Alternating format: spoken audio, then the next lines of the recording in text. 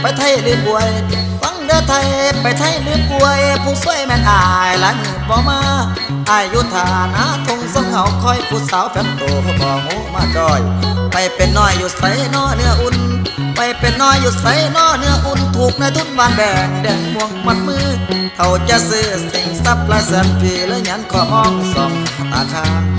ใจนางไม่จริงจังเลยเจ้ามาลืมรักเราไม่เห็นเขาไม่เงินหลอกให้อายคอยจนเกินพี่จนเงินต้องเผชิญสู่กรรมงามขับใจดำใจแหลก็ไม่แลพี่เลยถลำรักพี่เห็นที่ชี้ช้ำผู้หญิงใจดำทำให้ขุ่นเคืองกลายเป็นเรื่องความหลังทางการ